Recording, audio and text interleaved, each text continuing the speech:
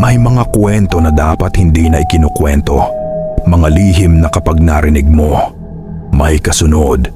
Kung mahina ang loob mo, umalis ka na ngayon. Pero kung gusto mong matakot hanggang dulo, maligayang pagdating sa bangungot. Ang wakwak na bumalik para gumanti 17 taong gulang na ako nang ikinuwento sa amin ni Mama ang karanasang iyon. Itago niyo na lang po ako sa pangalang Junjun, 26 na taong gulang sa kasalukuyan. Hindi niya ito ikinuwento para aliwin kami. Hindi rin para takutin lang. Ikinuwento niya ito para magbabala. Tahimik ang lugar namin noon. Isang simpleng bahay lang. Hindi malaki. Hindi rin bago. Sa likod ng bahay may malaking puno ng mangga na halos natatakpan ang bubong kapag tiningala mo. Sa gilid may tulay, makitid, luma at kapag gabi, bihirang may dumaan. Sabi ni Mama, may mga lugar daw talaga na hindi mo dapat hinahamon. Noong panahong iyon, may maliit siyang negosyo, barbecuehan. Sanay siyang gumising ng madaling araw, minsan 4:00 pa lang ng umaga, para bumili ng paninda sa kabilang bayan. Malayo iyon, tahimik ang daan, at kadalasan mag-isa lang siya. Isang araw ng Agosto, hindi raw niya malilimutan ang petsang iyon kahit kailan. Hindi siya nakabili ng maaga. Pagod siya, kaya minabuti niyang magpahinga muna. Hapon na nang sunduin siya ng kaibigan niya para magbingo sa kabilang purok. Masaya raw nung una. May tawanan, may kulitan, may mga batang naglalaro sa gilid. Pero biglang nagbago ang pakiramdam ng paligid. May dumaan na matanda, payat, medyo kuba, mabagal maglakad. Hindi raw ito pamilyar, hindi taga roon. Napansin agad iyon ng kaibigan ni Mama. Bulong nito, halos di gumagalaw ang labi. Mag-ingat kayo, sinasabi sa barangay namin, aswang daw yan. Hindi agad naniwala si Mama. Pero may kakaiba. Ang matanda, pabalik-balik. Hindi lang minsan, hindi lang 2 beses. At sa bawat pagdaan niya, ang mata niya nakatuon sa isang direksyon. May isang buntis na kasamang naglalaro ng bingo. At tuwing dadaan ang matanda, doon siya nakatingin. Hindi kumukurap, hindi umiimik. Parang nagbibilang ng oras. Napansin iyon ni Mama. May kakayahan si Mama. Isang bagay na hindi niya kailanman ginamit para ipagyabang. May minanas siyang orasyon at dasal mula sa papa niya. Mga salitang hindi pangkaraniwan. Mga dasal na hindi mo basta-basta mauunawaan. Tahimik siyang nagdasal. Hindi malakas, hindi halata. Habang binibigkas niya ang mga salita sa isip niya, may nangyari. Ang matanda, hindi mapakali. Napahinto ito sa paglalakad. Napahawak sa dibdib, parang nahihirapan huminga. Ang mukha nito parang nasusunog sa init. Parang may humahampas na latigo. Sabi nga raw, ganun ang pakiramdam ng dasal sa kanila. Bigla itong tumalikod. Mabilis na umalis at hindi na bumalik. Doon nakasiguro si Mama. Hindi tao ang nakita nila. Akala nila doon na matatapos ang lahat. Pero hindi pa pala. Gabi na. Tahimik na ang bahay. Tulog na kaming magkakapatid sa isang kwarto. 2 double deck. Sa kabilang kwarto sina Mama at Papa at sa gilid ng bahay si Lola. Nagbibilang si Mama ng benta. Tahimik ang paligid. Hanggang sa may narinig siya. Yapak. Sa likod ng bahay. Mabagal. Paikot-ikot. Parang may sinusundan. Una, inakala niyang pusa. Pero mali. Ang yapak. Mabigat. At pabalik-balik, palapit ng palapit sa bintana. Huminto, tahimik. 1 segundo, 2, 3. Binuksan ni Mama ang bintana at doon niya nakita isang anyong hindi na tao. Malalaki ang mata, pulang-pula. Hindi normal ang hugis. Parang nakausli, nakatitig diretso sa kanya. Ang bibig may mahahabang pangil at ang ngiti, hindi ngiti ng tao.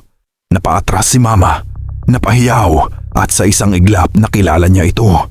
Iyon ang matandang dinasalan niya kanina. Pero ngayon, wala nang balak magtago. Parang galit, parang gusto siyang bawian.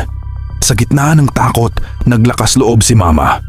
Sigaw niya, "Buwisit ka! Ginulat mo pa ako! Akala mo ba matatakot ako sa'yo? Ako pa ang kinalaban mo!" At muli siyang nagdasal. Mas malakas, mas madiin. Biglang may narinig sa labas. Isang malakas na huni. Hindi sigaw ng tao. Hindi iyak ng hayop. Isang tunog na parang wakwak. Sa isang kisap mata, nagbago ang anyo ng nilalang.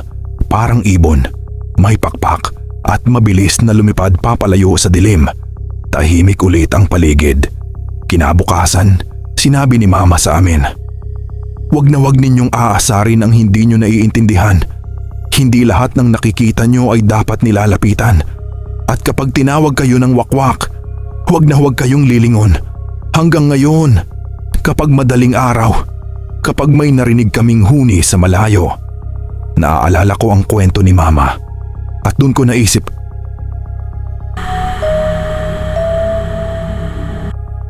hindi lahat ng aswang umaalis ng walang balak bumalik." Pagkalipas ng gabing iyon, nag-iba na ang bahay. Hindi agad namin napansin. Pero si Mama, ramdam niya. Tuwing madaling araw, bago sumikat ang araw, nagigising siya na parang may bumubulong sa tenga niya. Hindi malinaw ang sinasabi. Hindi rin boses ng tao. Para bang hangin na may kasamang galit, sinubukan niyang baliwalain. Ayaw niyang ipahalata sa amin. Pero may mga bagay na hindi mo kayang itago sa mga bata. Isang umaga nagising kaming magkakapatid na may kalmot ang dingding sa tabi ng bintana. Hindi malalim pero malinaw, 3 guhit, hindi iyon nandoon kagabi. Sabi ni Mama, baka pusa lang, pero nanginginig ang kamay niya habang sinasabi iyon. Mula noon, tuwing mag-aalas 3 ng madaling araw, may naririnig kaming kaluskos sa bubong. Hindi palagi. Hindi rin gabi-gabi, pero sapat para hindi ka na muling makatulog ng mahimbing. May isang gabi, biglang umiyak ang bunso naming kapatid. Hindi iyak na nagising lang. Iyong iyak na parang may nakita. Pagpasok ni Mama sa kwarto, yakap niya ang tuhod niya. Nakaturo sa bintana. "May mata," sabi niya. "May mata sa labas." Walang nakita si Mama, pero ramdam niya. Kinuha niya ang asin at binudburan ang bintana. Nagdasal siya buong gabi. Kinabukasan, may balita sa kalapit na purok. May buntis raw na biglang nakunan. Walang paliwanag ang doktor. Tahimik lang si Mama nang marinig iyon. Pero namutla ang mukha niya. Doon niya sinabi kay Papa ang lahat at doon din nagsimula ang mas malala. Isang gabi, habang malakas ang ulan, nawalan ng ilaw. Kandila lang ang liwanag sa bahay. Bandang hating gabi, may tumawag sa labas. Boses ng babae, parang kilala. Mahina, paos. Tumayo sana si Mama, pero hinila siya ni Papa. Hindi gumagalaw ang bibig ni Papa, pero bumulong siya. "Wag! Tumawag ulit ang boses. Mas malapit na. Buksan mo." Biglang napahawak si Mama sa dibdib niya. Hindi iyon boses ng tao. Kinuha niya ang orasyon. Nagdasal siya ng pabulong. Biglang tumahimik ang paligid. Akala nila tapos na. Pero mula sa bubong, may malakas na lagapak, parang may bumagsak. Kasunod nito ang tunog ng pakpak. Hindi isa, hindi dalawa. Marami. Sa liwanag ng kidlat, nakita ni Mama ang mga anino sa dingding. Mahahaba ang pakpak, baluktot ang anyo. Isa sa mga anino ang hindi gumagalaw, nakatayo lang sa may bintana at kahit anino lang, ramdam ni Mama ang ngiti. Napaluhod siya, umiyak siya habang nagdadasal. Biglang may malakas na huni. Wak, wak, wak. Sabay-sabay silang lumipad palayo. Pagkatapos ng gabing iyon, nagkasakit si Mama. Nilagnat siya ng 3 araw. Hindi siya makapagsalita ng maayos. Sabi ni Lola, "Hindi sila umalis, minamarkahan ka lang nila." Mula noon may mga panaginip si Mama. Laging pareho. Nasa ilalim siya ng puno ng mangga. May mga matang nakasilip sa mga dahon. At sa dulo ng panaginip, laging may isang boses na nagsasabing, "Hindi pa tapos." Isang madaling araw nagising si Mama na may bakas ng paa sa sahig. Paa na hindi tao. Mahaba ang daliri. Baluktot. Doon na siya nagpasya. Nagpatulong siya sa matatandang marunong sa dasal. May ginawang ritual. May inalay. May mga salitang hindi namin narinig, Ginad. Pagkatapos noon, unti-unting tumahimik ang paligid. Wala nang wakwak, wala nang yapak, wala nang anino. Pero bago tuluyang matapos ang lahat, may huling sinabi si Mama sa amin. "Hindi sila umaalis ng tuluyan. Kapag may isa sa inyo na magmamana ng mata, babalik sila.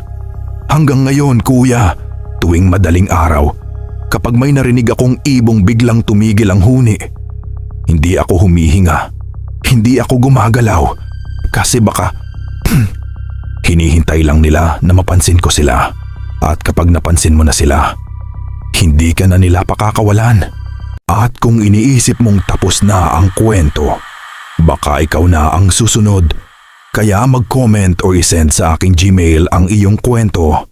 Paalam."